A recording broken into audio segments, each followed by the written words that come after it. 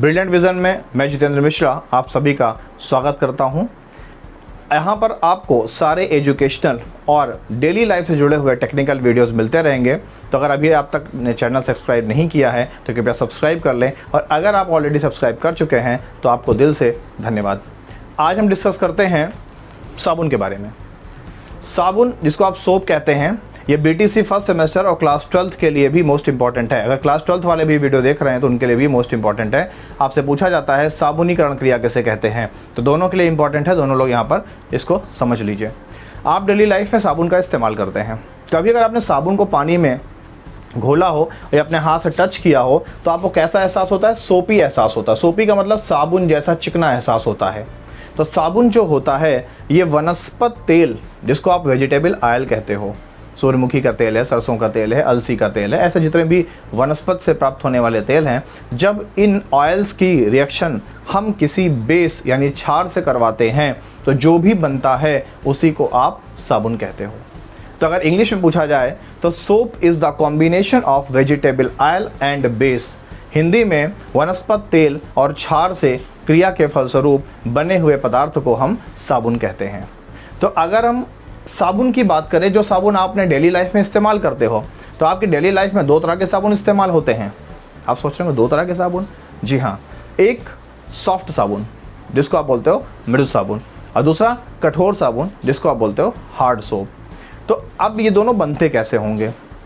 तो अगर हम साबुन की निर्माण विधि देखें, ध्यान रखिएगा, साबुनीकरण क्रिया क्या होती है या सोप फॉर्मेशन क्या होता है, या इस पर टिप्पणी लिखिए। इस तरह के क्वेश्चन आपके सेमेस्टर एग्ज़ाम में और प्लस क्लास 12th के बोर्ड एग्ज़ाम में बहुत पूछा जाता है। तो ध्यान रखिए कि साबुन, मैंने क्या बताया, वनस्पत तेल। तो कौन सा वनस्पत तेल लिया गया? ये है स्टेरिक एसिड। फॉर्मूला लर्न कर लीजिएगा, C17H35COOH। ये स्टेरिक एसिड का फॉर्मूला है। कितने मालिक्यूल यानी कितने अणु लिए हमने? 3 अणु लिए। जब इसका रिएक्शन, अब यहाँ पर रुकते हैं, अगर आपको कठोर साबुन बनाना है तो हम NaOH यानी सोडियम हाइड्रोक्साइड से क्रिया करवाएंगे, जिसको आप कास्टिक सोडा कहते हो। अगर हमें कठोर साबुन बनाना है तो हम इस NaOH की जगह पर KOH यानी कास्टिक पोटास, केमिस्ट्री में पोटेशियम हाइड्रोक्साइड से क्रिया करवाएंगे और हमें कठोर साबुन प्राप्त होगा। क्लियर? तो हम यहाँ पर कठोर साबुन की बात करते हैं। तो ये हमने लिया स्टेरिक एसिड, फॉर्मूला है C17H35COOH। अगर ध्यान दो तो CH3COOH एसिटिक एसिड सिरका के परिवार का ये बड़ा सदस्य है। क्लियर? जब इसका रिएक्शन हम सोडियम हाइड्रोक्साइड NaOH से करवाते हैं, जिसको आप कास्टिक सोडा कहते हो, तो मैंने सिरका में आपको समझाया था कि CH3COOH ये ब्रेक होता है CH3COO में। वैसे ही ये ब्रेक होगा C17H35COO में, इतना अलग हो जाएगा, और यहाँ से ये Na प्लस और OH माइनस अलग हो जाएगा। तो ये Na इस C17H35COO से जुड़ जाएगा।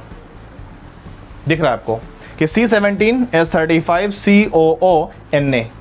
तो इतना हिस्सा Na को छोड़ के, इतना हिस्सा क्या है? स्टेरेट है, और Na क्या है? सोडियम है। तो ये क्या बन गया? Sodium stearate. ये जो आगे 3 लिखा हुआ है ये नंबर ऑफ मॉलिक्यूल्स को बताता है, इसकी ज़रूरत नहीं है। ज़रूरत सिर्फ इसकी है कि ये स्टेरिक एसिड का फॉर्मूला है, ये NaOH है, यहाँ से Na इसके स्टेरेट से अटैच हो जाएगा, सोडियम स्टेरेट बनेगा, इसी को आप साबुन कहते हो। और ये कठोर साबुन है जो धीरे धीरे पानी में गलता है।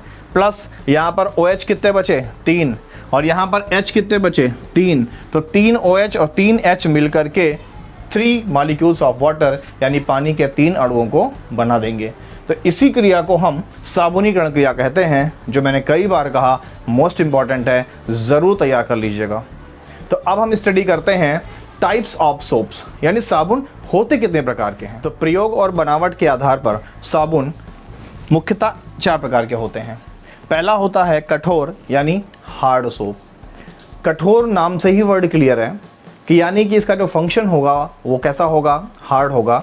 मैंने अभी पीछे के स्टेप में आपको साबुनीकरण क्रिया दिखाई थी, जिसमें आपको याद हो तो C17H35COOH यानी स्टेरिक एसिड ने NaOH से क्रिया किया था तो साबुन बना था।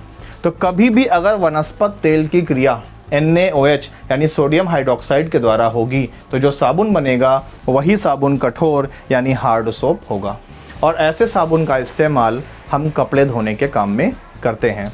रिएक्शन मैंने अभी आपको पीछे दिखाया था। दूसरा साबुन है मृदु साबुन, जिसको इंग्लिश में बोलते हैं सॉफ्ट सोप। नाम से क्लियर है, सॉफ्ट है।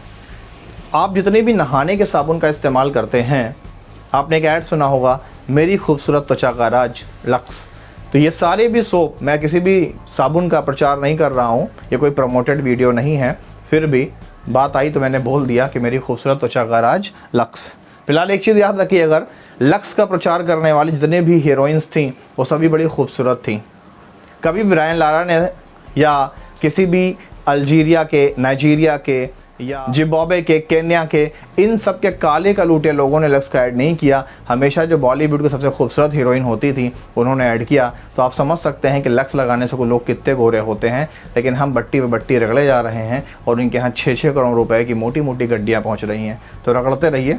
तो ऐसे ही साबुन को बोलते हैं सॉफ्ट सोप, जो कि KOH से क्रिया के द्वारा बनते हैं। जो पीछे आपने रिएक्शन देखा था, उस रिएक्शन में अगर हम NaOH की जगह पर KOH से रिएक्शन करवा दें तो जो साबुन बनेगा उसका नाम होगा पोटेशियम स्टेरेट, और वही साबुन सॉफ्ट साबुन कहलाता है और नहाने के काम में ये आता है। तीसरा जो साबुन है वो है पारदर्शक ट्रांसपेरेंट सोप, जिसमें ग्लिसरीन मिक्स होता है। कुछ याद आया कोई साबुन का नाम? हम नाम नहीं बताएंगे क्योंकि साबुन कंपनियों ने हमें पैसे दिए नहीं, इसलिए नाम तो नहीं बताएंगे, लेकिन आप समझ गए होंगे, नीले रंग का, पीले रंग का, है, समझदार हैं आप लोग। तो ये जो साबुन होते हैं ये ट्रांसपेरेंट सोप कहलाते हैं, ये भी सॉफ्ट साबुन होते हैं। अब ये ट्रांसपेरेंट बनते कैसे हैं तो मैं यहाँ पे बता देता हूँ कि साबुन को एल्कोहल में डालकर गला देते हैं, और एल्कोहल आपको मालूम है कि उड़ जाता है। तो जब एल्कोहल इवेपोरेट हो जाता है, भाप बन के उड़ जाता है, तो जो ठोस पदार्थ बचता है उसमें से कलर निकल चुका होता है और वो साबुन ट्रांसपेरेंट हो जाता है और उसकी क्वालिटी इम्प्रूव हो जाती है, क्योंकि जो दिखता है वही बिकता है। तो साबुन दिखता है इसलिए साबुन बिकता है। और लास्ट साबुन है कार्बोलिक सोप। कार्बोक्सिलिक नाम वर्ड क्लियर हो रहा होगा, यानी यहाँ पर कोई ओइक समूह होता है, जैसे फिनॉल है, ये केमिस्ट्री है, केमिस्ट्री डीप में नहीं आते, तो इसमें फिनॉल मिक्स होता है। यानी जितने भी मेडिकेटेड सोप होते हैं जो दवाओं के रूप में आप इस्तेमाल करते हो, नाम नहीं लूँगा क्योंकि कंपनी ने पैसा नहीं दिया है, इसलिए किसी भी साबुन का नाम नहीं लूँगा, फिर भी जितने भी मेडिकेटेड सोप्स होते हैं वो सारे कार्बोलिक सोप्स होते हैं। तो ये जो सोप था आपके सिलेबस में मोस्ट इंपॉर्टेंट है। फिर से याद दिला रहा हूँ, BTC first semester plus class 12th के लिए प्लस कॉम्पिटिशन्स के लिए मोस्ट इंपॉर्टेंट है। तो अगर सोप अच्छे समझ में आया है तो कृपया मेरा वही काम कर दीजिएगा जिसके लिए मैं आपसे रिक्वेस्ट करता हूँ, लाइक, शेयर और सब्सक्राइब, जो आपके तो बाएं हाथ का काम है। मिलते हैं नेक्स्ट वीडियो में। Thank you.